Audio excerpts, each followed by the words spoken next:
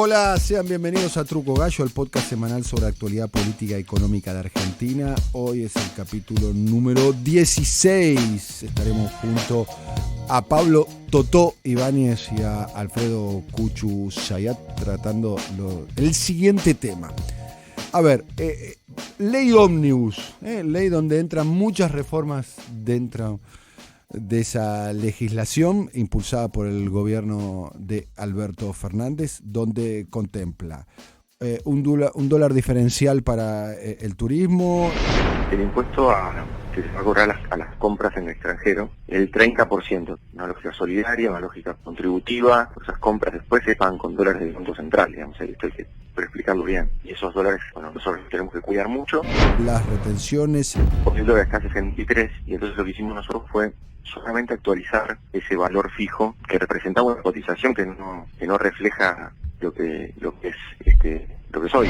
El aumento jubilatorio, el aumento, lo que se llama a los bienes personales.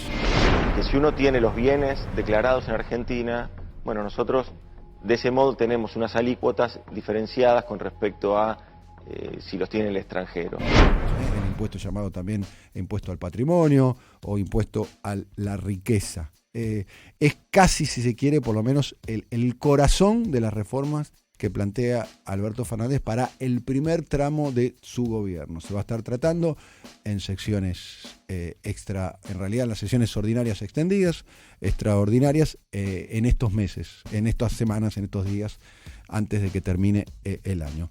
Alfredo. Agrego Sí. Doble indemnización, tarifas, plan para pymes. Pero más allá de las medidas, déjame que comparta con ustedes primero algo conceptual, digamos, en forma global. No me voy a escapar sobre después para analizar cada una de las medidas o las dudas que tienen. Pero me parece muy relevante plantear este esquema conceptual porque es parte de una disputa política. Digamos, este paquete es parte de una disputa política. En el episodio anterior que estuvimos hablando Retenciones. de las retenciones, pero también de lo que va a ser la movilización, ¿no? Y de la oposición.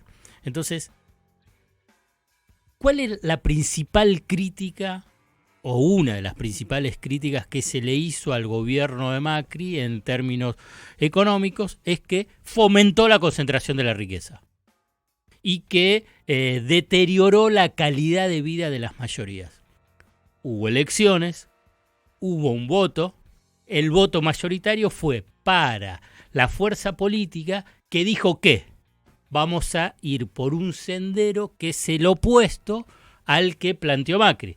O sea que no de concentración de la riqueza, sino de redistribuir el ingreso. Eso está en el título.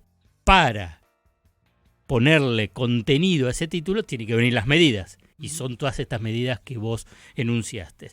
Y además es el que ganó. En la democracia gana el que saca un voto más. Acá sacaron más que un voto más. Sacó 8 puntos de diferencia.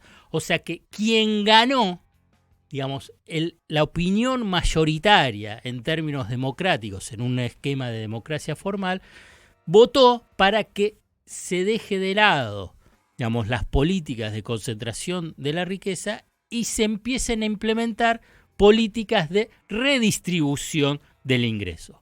Obviamente que eso va a generar tensión. Son las mismas tensiones, solamente que con protagonistas diferentes, que se generaron en diciembre del 2015. Porque si vos recordás, cuando iban en el Estado y echaban al personal, fue fuerzas de seguridad más fuerzas privadas para que no entre la gente, y se generaban tensiones y se generaban ruidos. Ahora bien, las tensiones tenían una alianza política, económica, social que lo legitimaba al gobierno. En cambio, este gobierno, Alberto Fernández, necesita reconstruir o construir esa alianza política y social en cuestión de imponerlo en la sociedad. Tiene a los medios en contra, digamos, un elemento... cosa que no tenía el gobierno de Macri. Por eso, distintivo en el sentido, pero para darle la dimensión de cómo va a ser la repercusión. Cuando avanzaba el macrismo tenía los medios a favor. Entonces, las movilizaciones o las protestas no adquirían densidad pública porque tenían los medios a favor Macri. Hoy no los tiene Alberto Fernández.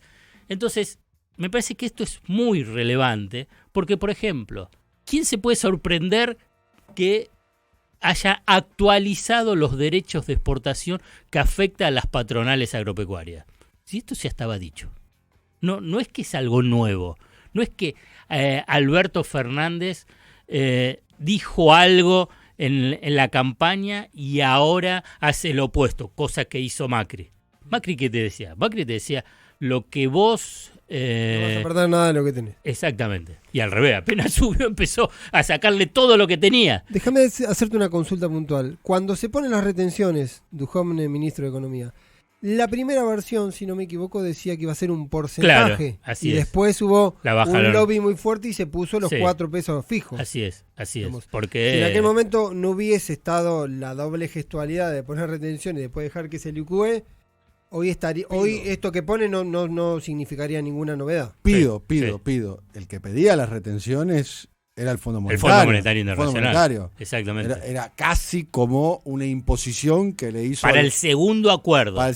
Porque se cayó el primero, que fue de junio, el segundo en octubre. Casi sí, señor. Una imposición del fondo a Duhovne. Así es. Bueno, las medidas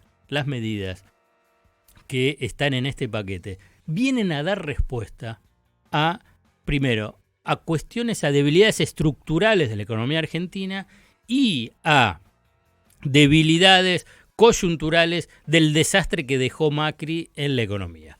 Por ejemplo, las estructurales. Está vinculado con las reservas. Hasta Carlos Melconian, remarco, decía que tiene que haber un dólar turista. El que llamaba, digamos, tiene que haber un dólar fideo y un dólar Miami. ¿Qué significa eso? Digamos, los diferentes tipos de cambio. El dólar Miami logro entenderlo. Es el dólar turista. Bien, ya sé, por eso. Y el dólar fideo con el derecho de exportación. Entonces vos, al poner derecho de exportación sobre el tipo de cambio, haces un tipo de cambio efectivo más bajo en el mercado interno. Para los por alimentos. Ejemplo, para el trigo. Trigo, harina, fideo. Bien. Entonces vos tenés un impacto en la inflación, en los precios del mercado interno más bajo vinculado con el tema del tipo de cambio, que es clave en la economía argentina. Y el de Miami está claro. Ahora bien, ¿cuál es la cuestión estructural? Y esto en algunos episodios ya, creo que de los primeros, lo dijimos y hay que remarcarlo, es que no hay dólares para todos.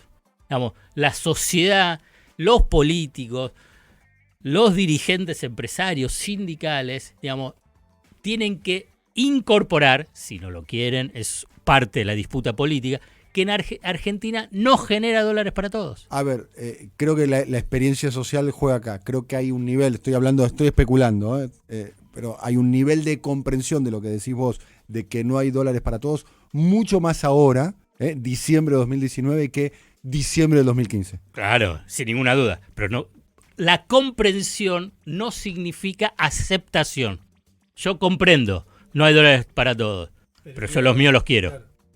Voy a citar. ¿Me entendés? Yo los míos los quiero. Voy a citarte. En el capítulo anterior de Truco Gallo, vos dijiste que Mauricio Macri pudo llegar a concluir en términos económicos su mandato por haber aplicado 2 medidas kirchneristas e interventoras como la vuelta a las retenciones y el cepo. Exactamente.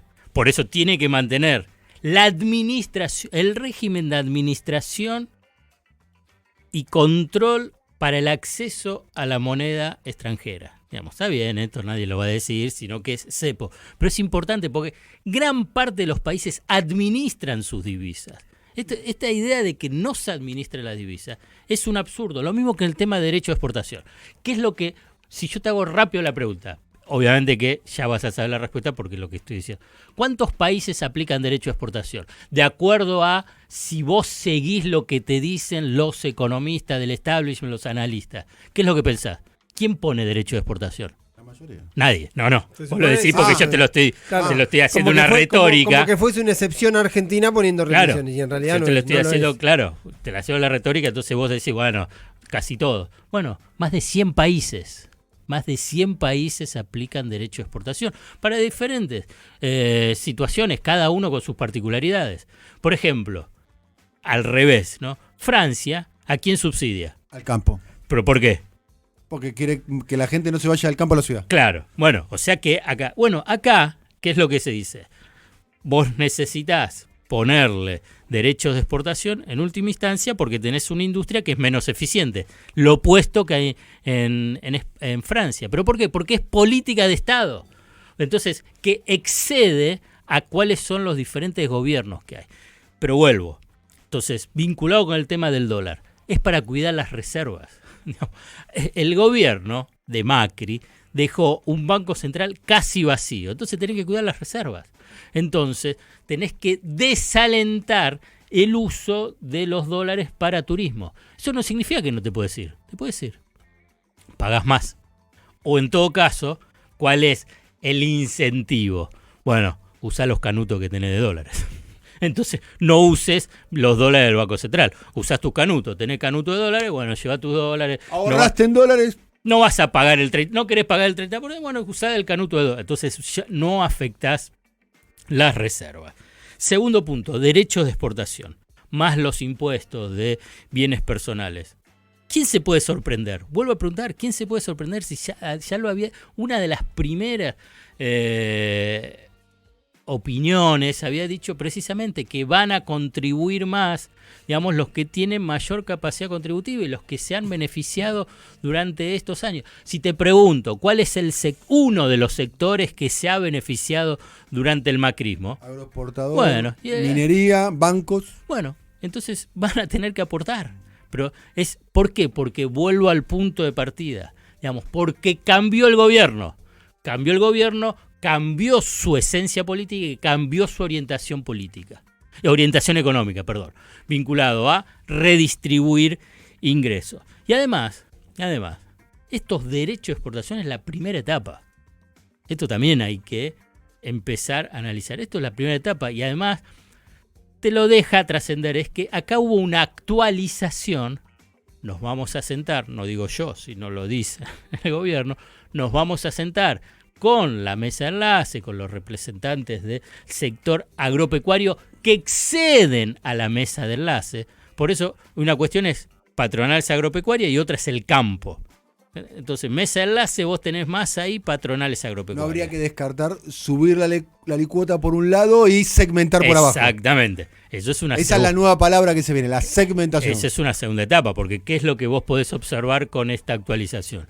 Y estás dejando lo mismo para el grande como para el chico. Que es el gran problema que tuvo en términos prácticos y políticos la 125 original. Bueno, o sea, primer punto, digamos. Entonces, esto es una primera etapa sobre derecho de exportación que obviamente apunta a un sector que se ha beneficiado con mega devaluaciones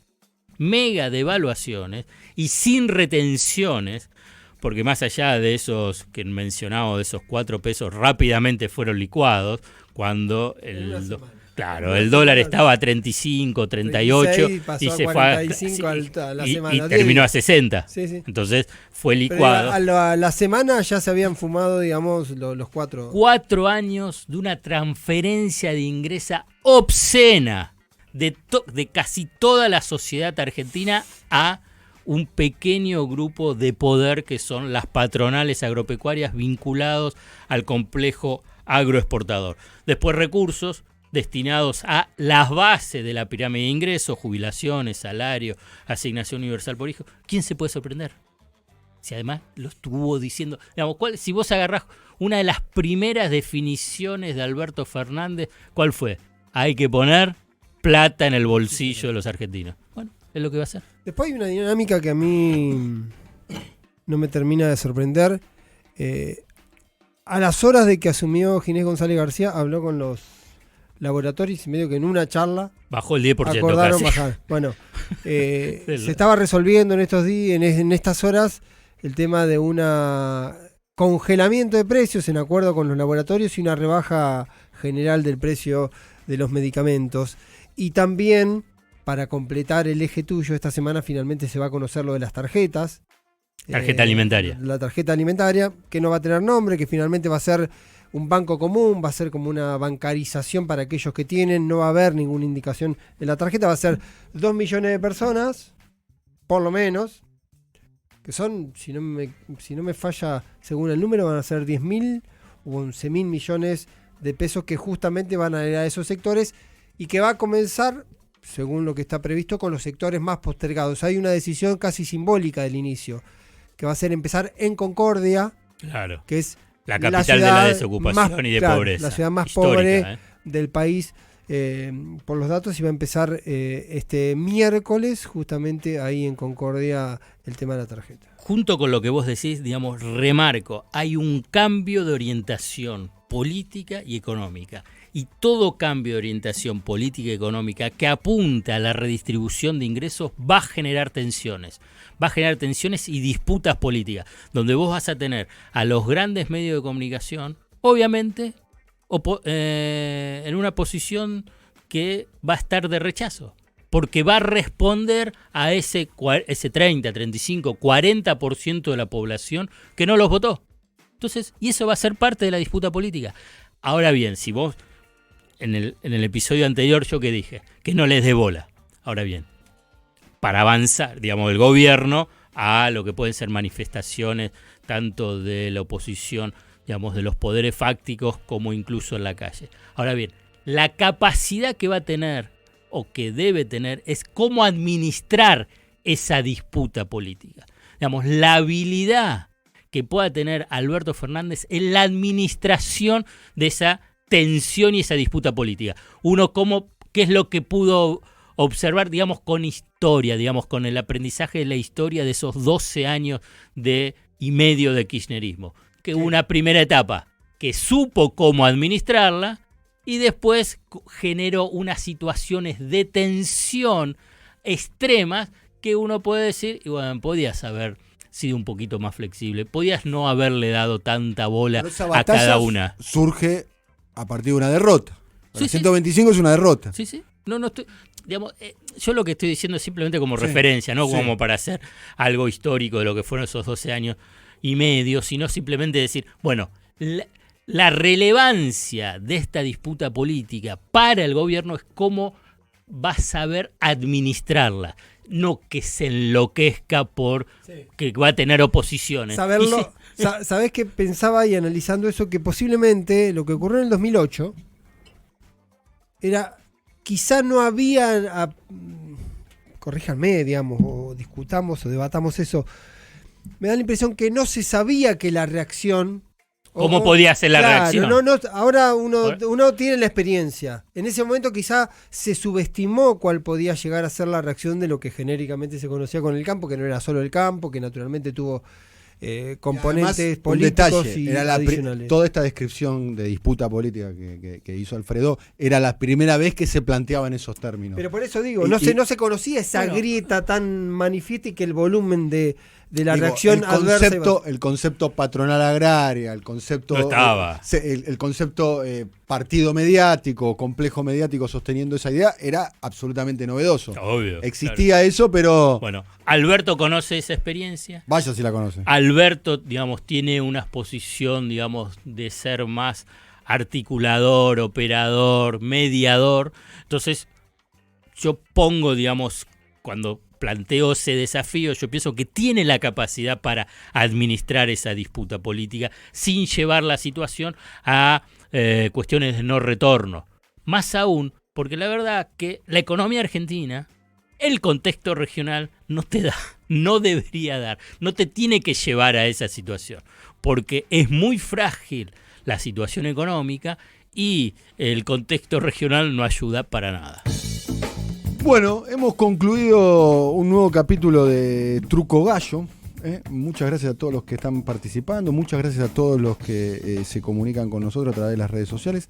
Vamos a establecer seguramente un mail, alguna forma para que los oyentes de Truco Gallo, que nos escuchan a través de Spotify o de Google Podcast, se puedan comunicar con nosotros. Ha participado en la realización Simón Villarrubia. Muchas gracias, Simón. En la coordinación estuvo Pato da Torre. Diseño gráfico, un grupo de diseñadores rosarinos muy talentosos, ellos de brasilcomunicación.com. Andrés Rotz, Luca Arauz y Lisandro Aira. En la producción comercial, me olvidé de nombrarlo anteriormente, Pablo López, que corre y se ata los cordones a la vez. Truco Gallo lo hacemos, además de todas las personas mencionadas. Alfredo Cuchu Sayat y Pablo Totó Ibáñez y Daniel el Flaco Tonietti. Nos volvemos a ver la semana próxima. Chau, chau.